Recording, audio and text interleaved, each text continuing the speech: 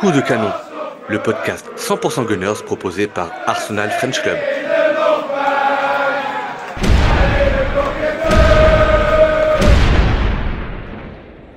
Salut à tous et bienvenue dans un nouvel épisode de Coup de canon. Aujourd'hui, Arsenal faisait son entrée dans la Carabao Cup et se déplaçait à Stoke-on-Trent pour y affronter Port Vale, le l'actuel 19e de Ligue 1. S'il devait y avoir des objectifs à cette soirée, je dirais que les objectifs étaient doubles. Le premier objectif devait être d'instaurer un turnover dans le 11 de départ pour faire souffler les cadres et donner du temps de jeu à ceux qui n'en avaient pas beaucoup depuis le début de la saison. Et bien entendu, le deuxième objectif était la qualification. Si on s'arrête à ça, on peut dire que que les objectifs ont été atteints. Mais s'il n'y avait que ça, ce serait tellement beau. Mesdames et messieurs, bonsoir pour m'accompagner avec moi, Nico Bourset. Salut à Bonjour tous, salut Nico. Raoul. Ça va Nico? Ça va? Ouais, toi, ça va? T'as réussi à rester éveillé? Ouais, ça va, ça va. Écoute, je suis resté éveillé. Je voulais voir s'il y avait vraiment zéro blessure ce soir. C'est mon objectif. Bon, allez, pour tout dire à nos auditeurs, Nico, parce que je suis quelqu'un qui est toujours très transparent sur le podcast, je Dealer. t'ai envoyé un message à la mi-temps en disant, Nico, je crois que ce soir, on va faire l'impasse sur le podcast. Tellement, ça a été compliqué. Mais tu m'as raisonné. Et puis, tu m'as Ouais, donné l'envie quand même d'enregistrer ce podcast, puisque tu m'as donné une idée de sujet pour la fin de ce podcast. Mais d'abord, Nico, parlons de ce match. ouais, Je le disais en introduction, troisième tour de Carabao Cup, l'entrée en lice d'Arsenal, qui avait tiré un adversaire, somme toute, à notre portée.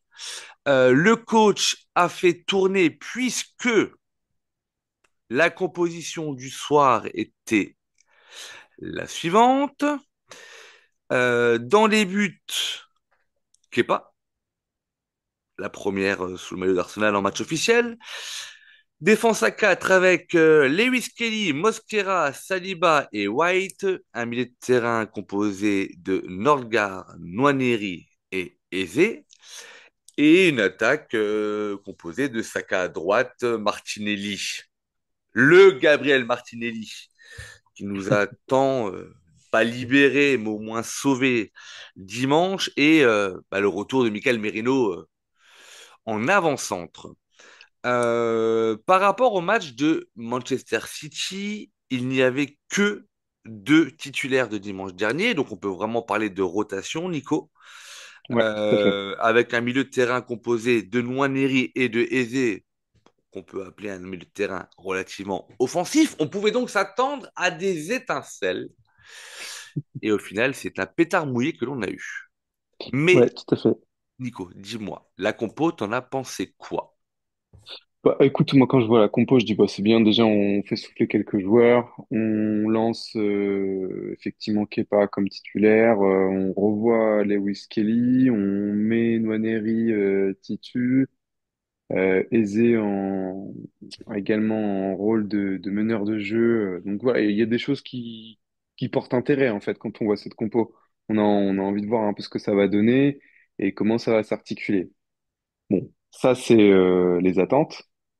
Et, et après, il y a les faits, quoi. Il y a les faits où peut-être après, allez, si je suis très gentil, 10 premières minutes jusqu'au but, quoi, au premier but, mais après, il n'y a plus rien.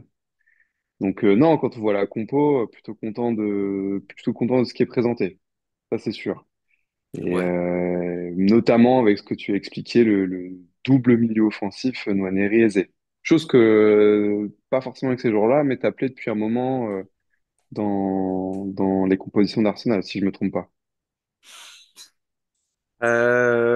Oui et non, mais je vois ce que tu veux dire. Et puis une entame de match finalement avec cette compo où on attendait à avoir une- un, un jeu relativement offensif, encore une fois sans manquer pardon de respect à Port Vale. On s'attendait quand même à une ultra domination d'Arsenal et on espérait, quel que soit le 11 de départ, de trouver du jeu, des occasions, de l'envie, de l'ambition, pour reprendre un terme qui est très à la mode en ce moment quand on parle d'Arsenal. Et le match commence plutôt bien, puisque après quelques minutes de jeu à la baballe, finalement, on marque très tôt dans cette rencontre-là, et dès la 8e minute de jeu, sur vraiment un mouvement assez cool. Alors Ouais, encore une sympa. fois, le mouvement est chouette. On se dit que ce mouvement-là, face à City, face à Liverpool, face à d'autres, ça ne passe probablement pas, mais on s'en fout finalement. Sur un match comme ça, tu as envie de voir ce genre de mouvement, tu as envie de voir plein de buts. Et donc le mouvement, pour le décrire, c'est Nwaneri qui décale Martinelli à gauche, à l'entrée des 16 mètres sur le côté gauche. Martinelli prend appui à Lewis Kelly qui, alors, Petite 1, je ne sais pas s'il la touche. Petit 2, je pense qu'il veut vraiment la remiser à Martinelli dans une sorte de 1-2. Mais au final, la déviation, non-déviation arrive dans les pieds de Eze qui, d'un calme absolu et d'un plat du pied droit, trompe le portier de Port Vale et ça fait 1-0. Et je vais t'avouer une chose, Nico. Quand on marque à la 8e minute, je me dis, ouf, là, on est parti pour une valise. Et non. Et, Ouais. et non. Finalement, non. Mais effectivement, à ce moment-là, on se dit, bon, ok, ça joue bien. Il y a des intentions, en tout cas. Et c'est vrai qu'on se dit, bon, bah, ouais, ça va dérouler. Également, toi, t'avais mis une petite pièce sur un but de Merino aussi. C'est vrai qu'on on se Alors disait ouais. que, bah, après tout, Par contre, il faut aller au bout des choses. Si tu dis que j'ai mis une attends, petite attends, pièce attends, sur attends, Merino, attends, faut dire ce que j'ai dit avant aussi, Nico. attends, j'ai pas fini. Il t'a mis une petite pièce sur Merino en précisant effectivement que malgré, alors, j'utilise tes termes, hein, malgré un match où il était nul à chier à ce moment-là. Mais, euh, mais voilà, effectivement, tout ça pour dire que on sent que la valise va arriver, normalement. Et puis derrière, les intentions retombent en quelque sorte. Et il se passe plus grand-chose suite à ce but-là. Euh, Là derrière, on a finalement, c'était sérieux en fait ce début de match, mais trop sérieux presque. Tu vois, c'était quelque chose de, comme tu l'as dit aussi, on avait envie de voir des gestes, on avait envie de voir des tentatives, parce qu'en face, bah, c'est un match d'entraînement très clairement.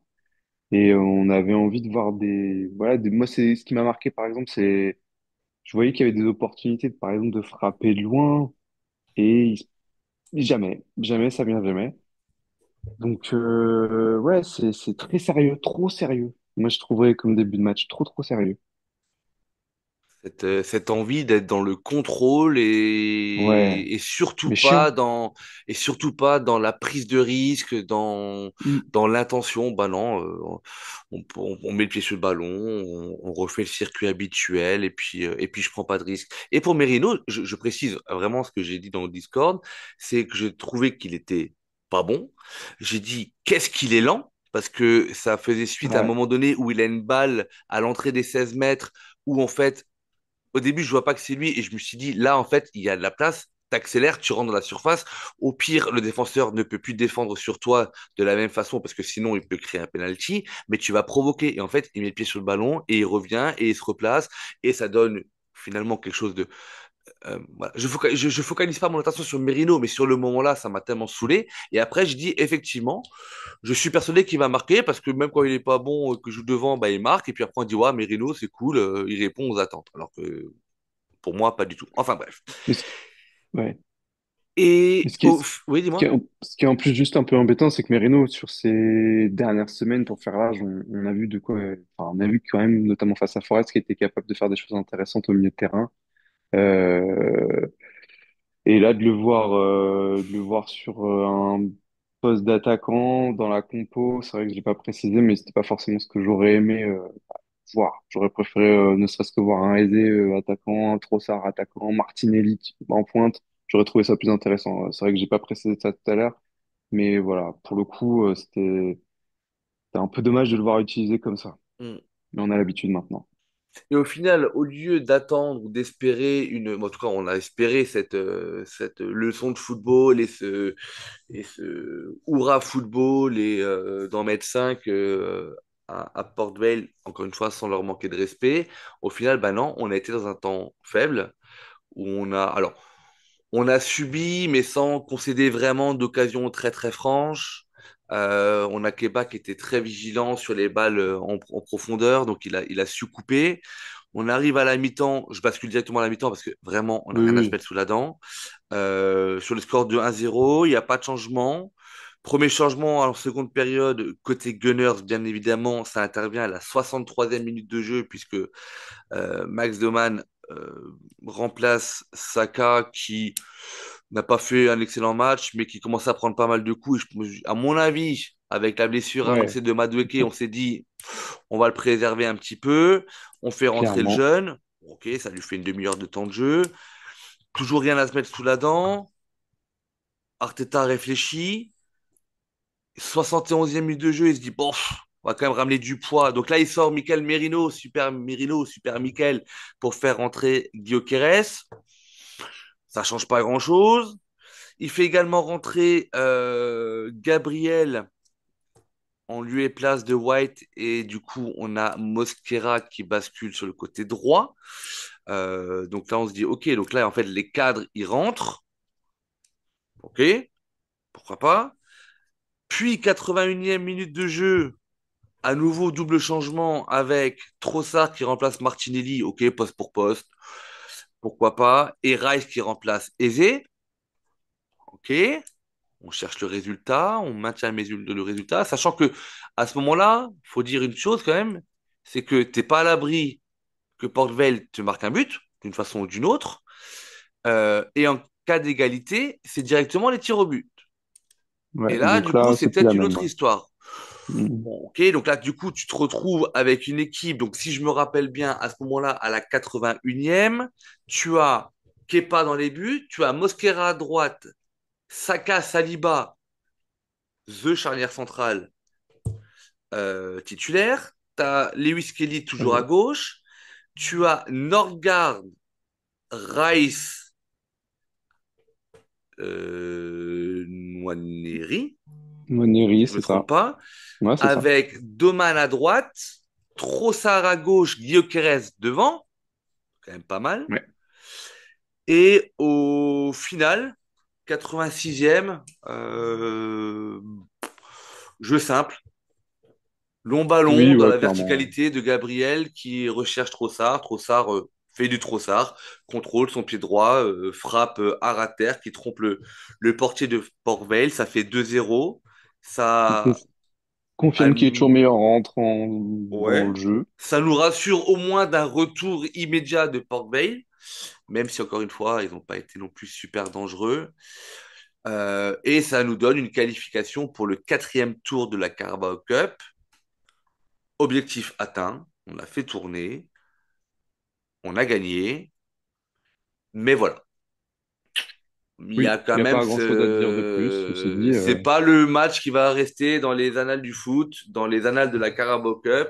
C'est pas ce match-là qui restera dans nos mémoires, en tout cas pas pour les bonnes raisons. Mais voilà, le job il est fait et on se qualifie comme toute autre équipe importante de Première League, City qui s'impose, Newcastle qui s'impose, Tottenham qui s'impose, Liverpool qui s'impose hier, je crois.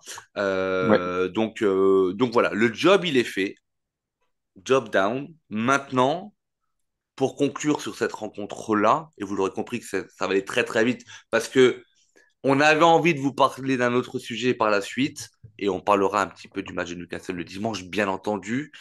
Euh, j'ai perdu le fil. Oui, pour finir sur cette rencontre-là, si tu devais tirer des enseignements entre, on va dire, points gagnés, points perdus, des joueurs qui ont eu du temps de jeu, qui n'en avaient pas Ok. trop depuis le début de la saison. Est-ce que toi, tu as un joueur qui ressort un petit peu du lot? Est-ce que tu as un ou plusieurs joueurs, pardon? Et au contraire, est-ce que tu estimes que tu as un joueur qui est sorti du banc aujourd'hui et qui conforte Arteta dans le fait que actuellement il n'est pas il n'est pas à son niveau, à un niveau suffisant pour prétendre à une place de titulaire dans des matchs de Première Ligue. Bah, en joueurs qui ont marqué des points, j'en ai pas plus que ça en vrai. Là, comme ça, sur les entrées, que ce soit Miles, Lewis Kelly, Norgard, Nwaneri, etc. J'ai pas de joueurs qui ont marqué des points comme de mon point de vue, ne serait-ce que, j'insiste, mais Trossard qui marque des points sur le fait qu'il faut qu'il reste sur le banc et qu'il rentre, c'est très bien. Après, les joueurs qui ont peut-être, enfin, il y avait des attentes et je les ai pas trouvés, justement présents. Nwaneri. Moi, j'ai vu son début de match, ces 15-20 premières minutes plutôt intéressantes et puis après, plus ça avançait, plus il plongeait un peu comme le reste de l'équipe, tu me diras. Mais sinon, moi, je trouve que lui, pour le coup, j'en attendais plus que ça. Et je suis un peu déçu de ce que j'ai vu. Donc, c'est surtout ça qui m'a marqué. C'est un peu négatif comme propos, mais pour le coup, ouais, pour moi, Noneri, il a pas marqué des points, voire il a justifié de parfois peut-être pas entrer suffisamment en jeu, malheureusement. Ok, après j'entends, hein, si je te pose la question, c'est pour avoir ton avis. C'est vrai que le match de Nwaneri, pour avoir lu un petit peu ce qui se disait sur le Discord, le match de Nwaneri en a déçu plus d'un. Alors que moi, Bah au ouais, ouais. contraire, je vais pas dire qu'il m'a emballé, hein, mais j'ai trouvé que bah, il y avait ces petits trucs qu'on recherche.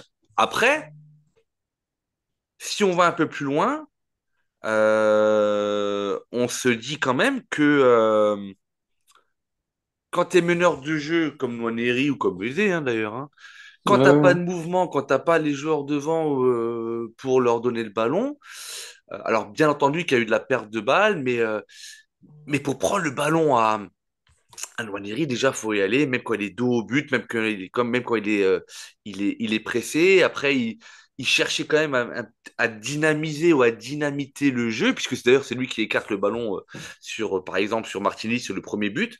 Voilà, j'ai pas trouvé son match dégueulasse. Je l'ai pas trouvé super enthousiasmant non plus, mais voilà, peut-être que je vous trouve un peu dur, mais voilà, encore une fois, les auditeurs, peut-être qu'ils prendront le temps de nous donner leur avis. Voilà pour le match. Je crois qu'on va même pas faire les tops et les flops, Nico, si tu me permets, Non, franchement, non, non, parce ouais, que ça non, va ça être me va très bien. compliqué. Euh, Nico, j'avais envie, et c'est d'ailleurs toi qui m'as donné l'idée, de raconter un petit peu ce qui s'est passé dimanche dernier à ceux qui ont l'habitude de nous écouter, puisque pour ceux qui nous suivent également sur les réseaux sociaux, vous l'avez remarqué, qu'une partie de l'assaut d'Arsenal French Club était à Paris. Euh, pour la plupart, nous nous rencontrions pour la première fois et nous avons été invités par Canal qui avait, pour l'occasion du match Arsenal contre City, privatisé un cinéma, une salle de projection appelée l'Élysée Biarritz, qui est juste à côté des Champs, euh, à 20 mètres des Champs-Élysées, dans une rue perpendiculaire. C'était à 200 mètres de l'Arc de Triomphe. Et nous avons donc été invités à participer à ce visionnage-là. Et lors de cet événement-là, il y avait des invités des consultants de Canal, notamment Robert Pires, notamment Olivier Dacour, Jessica Waro, euh, quelques supporters de City, mais qui étaient en nombre ridicule par rapport au nombre de supporters d'Arsenal présents. Il y avait des influenceurs également, dont tu peux pas me demander le nom parce que je ne m'en rappelle pas. Mais pour les plus jeunes, ils étaient connus.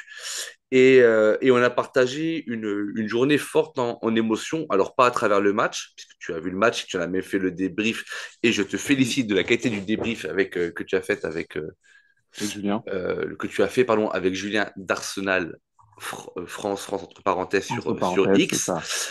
Euh, mais riche en émotions parce que, encore une fois, c'était l'occasion pour la plupart d'entre nous de nous rencontrer pour une première fois.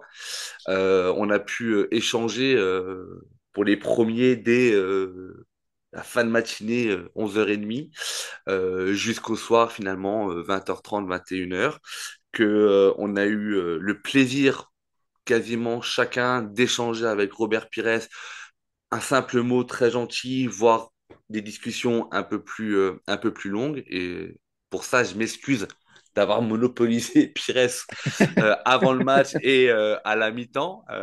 J'avais plein de choses à lui dire, mais en tout cas, il y a eu énormément de maillots d'Arsenal qui ont pu être signés. Trop Voilà, bien. un grand moment et tu n'as pas pu y participer. Bastien non plus, Richard Méchad n'était pas là et d'autres. Je pense notamment à Laura qui n'a pas pu se déplacer. Je les ai pas tous en tête, ni Tigna qui n'était pas là non plus, qui ne pouvait pas être présent. Mais voilà, en tout cas, on dit souvent les attend toujours tort. Là, du coup, je suis un peu triste pour vous parce que la journée était quand même assez magique dans le sens où on a également pu approcher le vrai trophée de la Première Ligue. C'est pas une réplique, c'est le vrai trophée. Alors quand je dis Exceptionnel. approcher, c'est que tu ne peux même pas le toucher, hein, tu as interdiction de le toucher, mais on a pu prendre des photos. Franchement, c'était juste génial. Et pourquoi je voulais vous parler de ça? Parce que finalement, à travers tout ce que peut faire l'assaut, à travers son site internet, à travers les articles de qualité d'avant-match, de débrief de match, des articles d'analyse, des articles de mémoire, à travers les réseaux sociaux, le dynamisme de la page X, où il y a énormément, encore ce soir, il y a eu un live tweet, il y a eu beaucoup de choses, à travers Instagram également, et aussi à travers le podcast que l'on est en train d'enregistrer, les coups de canon. euh, Arsenal French Club n'est clairement pas l'association officielle d'Arsenal en France, puisqu'il n'y en a qu'une, mais c'est clairement l'association la plus active et la plus, je vais pas dire pertinente, mais en tout cas la plus complète. Et à ce titre-là, on a été identifié comme tel par Canal+, et ça nous a permis, en tout cas pour ceux qui étaient, d'être invités. Et franchement, merci Canal+, merci à tous ceux qui œuvrent tous les jours dans l'assaut pour proposer encore et encore des contenus de qualité, parce que ça prend du temps, on est bénévole, ne l'oubliez jamais.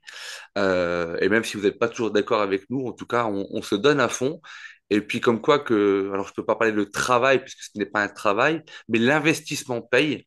Et j'espère pouvoir un jour repartager ça avec vous, avec toi, Nico, avec Ouais, d'autres. plaisir. J'ai même eu l'occasion de rencontrer Mehdi, chauffeur VTC qui nous écoute et qui nous Sérieux? suit également. Ouais, ouais, il était là Trop bien. et qui commente. Et d'ailleurs, c'est même lui qui, parce que je sais qu'il va écouter ce podcast-là, c'est même lui qui avait dit en commentaire que Méchal était financé par Corentin pour dire du mal, etc., de façon très subtil et très ironique, mais jamais dans la méchanceté.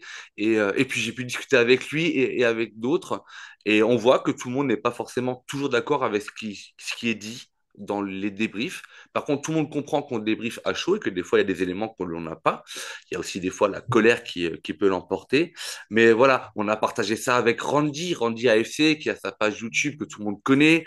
On a partagé ça avec Thomas des Artilleurs, que vous avez l'habitude d'entendre soit dans les podcasts, soit dans les spaces sur X. Voilà. En tout cas, c'était la grande famille, pas forcément que d'Arsenal French Club, mais la grande famille des fans d'Arsenal qui étaient réunis dimanche dernier.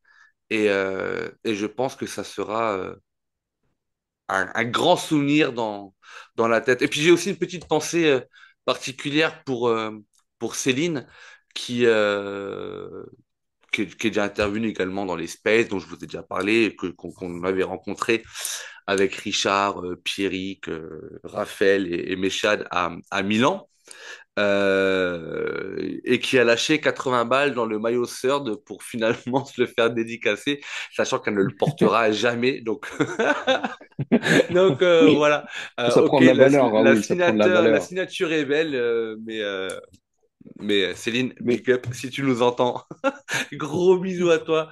Voilà, et, et puis après, la journée s'est terminée pour certains en repartant très tôt. Pour les Parisiens, ils ont pu rester un peu plus longtemps. Pour ceux qui venaient de l'Ouest, de Nantes, de Bordeaux, avec des aléas au niveau de la SNCF. Donc voilà, une journée mémorable pour tout le monde qu'on a essayé de vous faire vivre avec nous à travers les réseaux sociaux.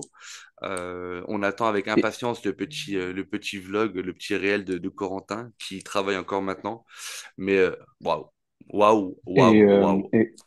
Et Raoul, du coup, si pour continuer dans les remerciements que tu faisais aussi, on peut également évidemment remercier toutes les personnes qui écoutent, toutes les personnes qui lisent, toutes les personnes qui commentent, toutes les personnes qui like, etc. Parce que du coup, effectivement, tu l'as précisé, Arsenal French Club a été choisi par Canal+ pour participer à ce moment privilège. Et c'est grâce finalement aussi à l'exposition qu'on a.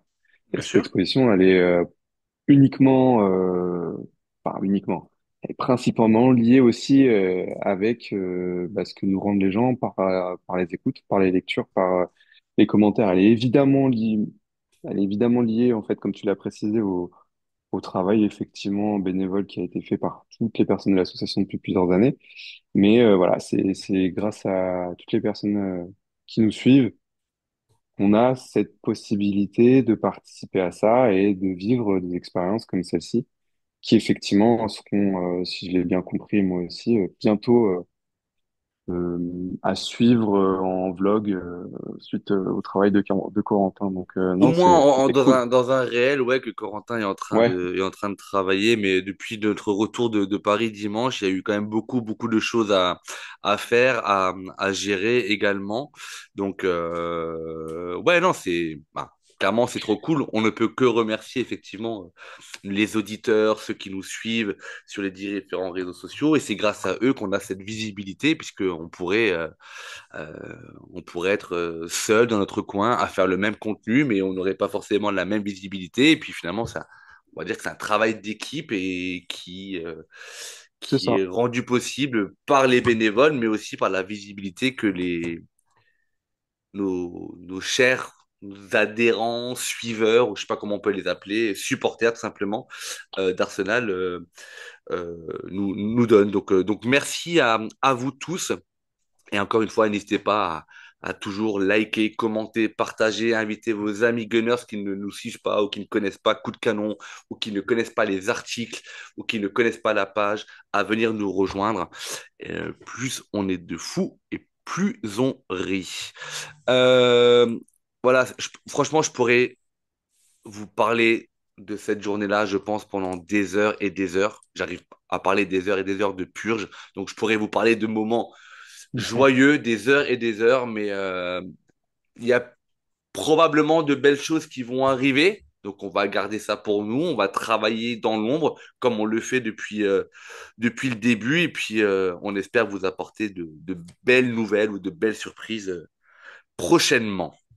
Nico, il nous reste un petit peu de temps. On va ouais. terminer sur le match de dimanche. Newcastle.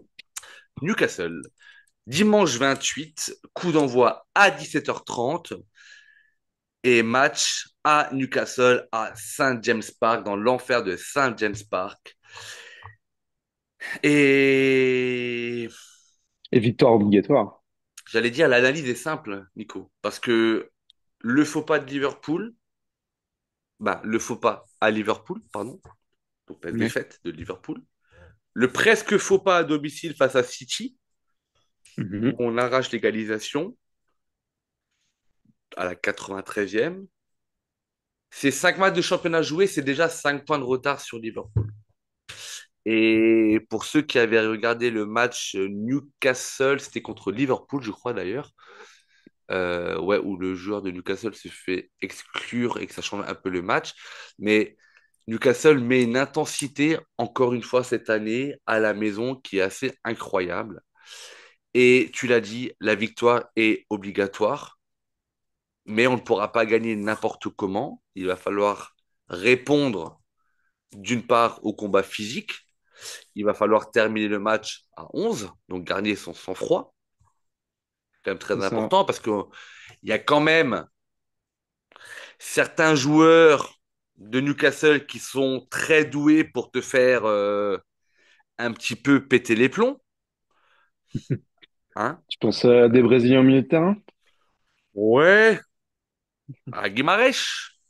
par exemple, ouais, tout à fait. Gordon qui doit probablement être de retour. Je crois que c'était même Gordon qui s'était Jouer. fait expulser, hein, je crois, hein, à Ouais, l'époque. Gordon, il jouait ce soir. Ouais.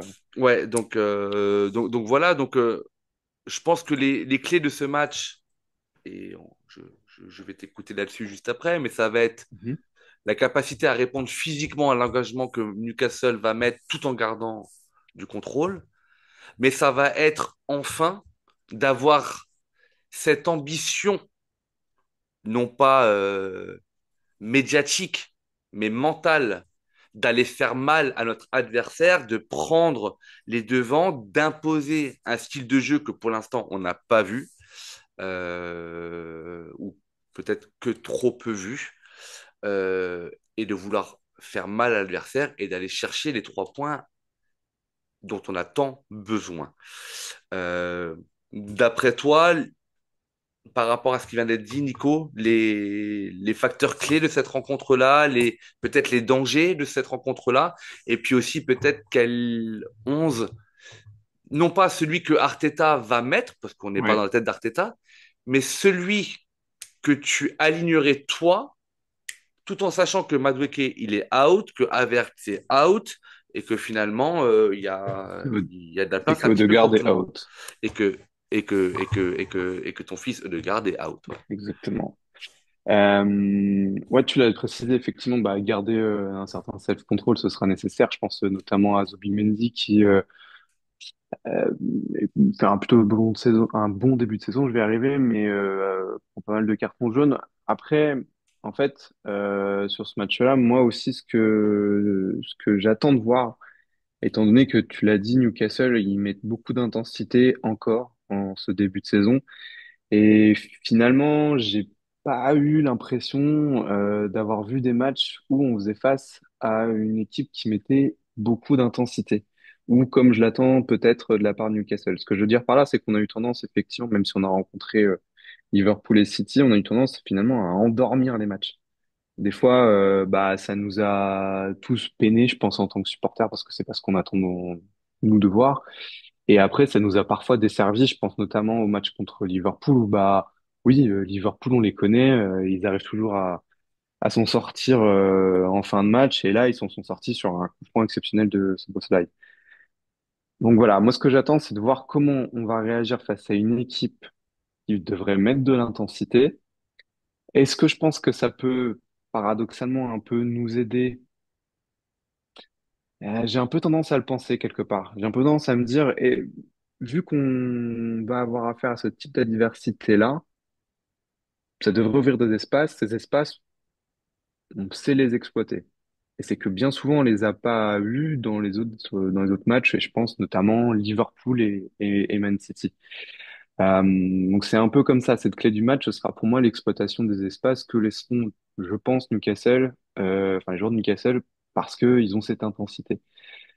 Au-delà de ça, les facteurs, ça va être aussi à un moment donné la prise d'initiative.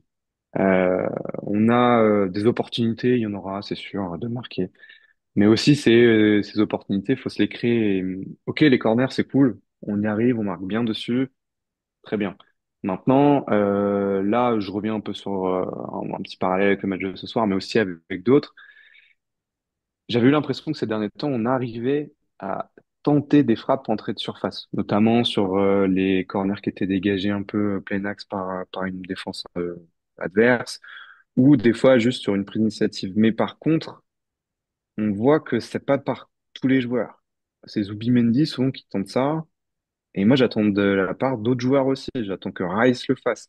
J'attends que des attaquants, même comme Gyökeres, s'il est dans une bonne position, le fassent. Qu'on n'attende pas d'être dans la surface et presque dans les 6 mètres pour tenter quelque chose.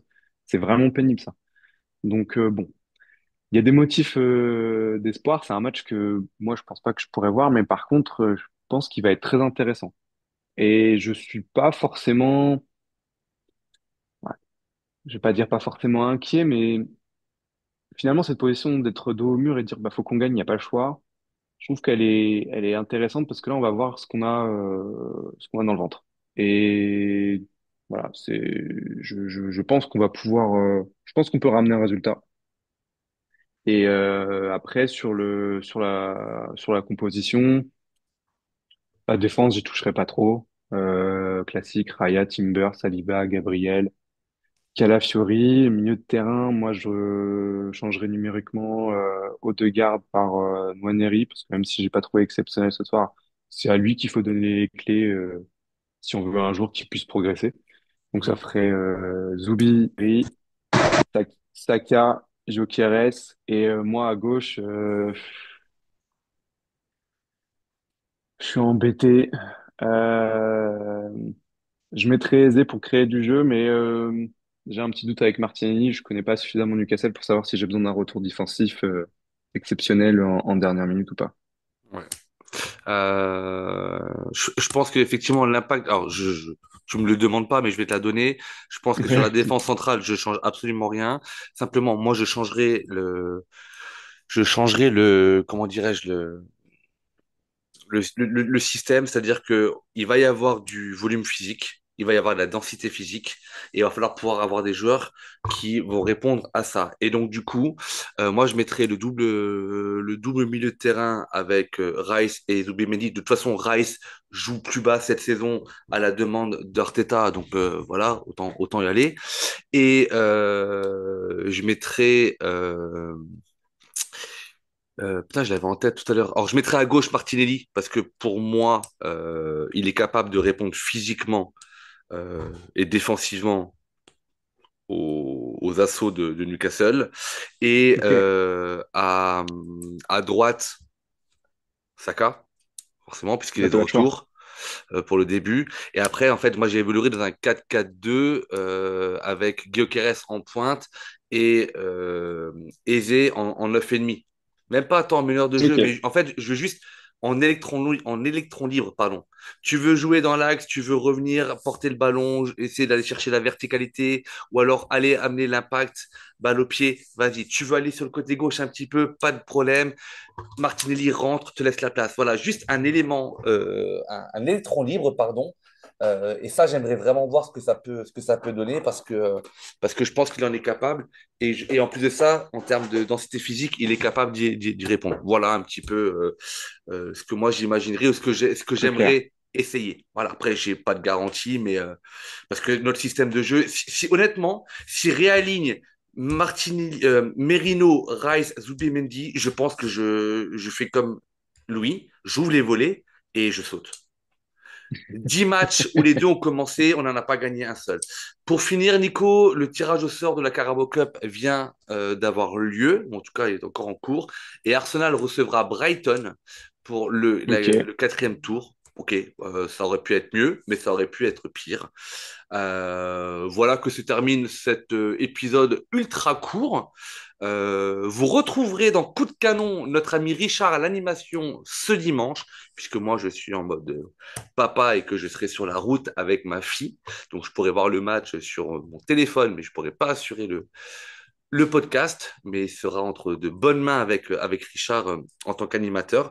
Nico, je tiens à te remercier pour l'intérim que tu as fait de façon plus que qualitative dimanche dernier pour le débrief du match face à City, Avec et pour plaisir. ta présence ce soir.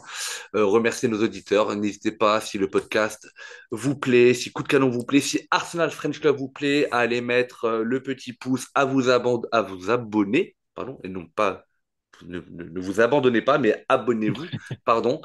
Je vous embrasse. Ça reste du foot. Gardez la pêche. Command Gunner. Ciao, ciao.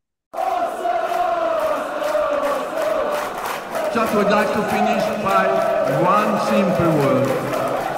I will miss you. Thank you all for being such an important part of my life, and hope to see you soon. Well done. Bye bye.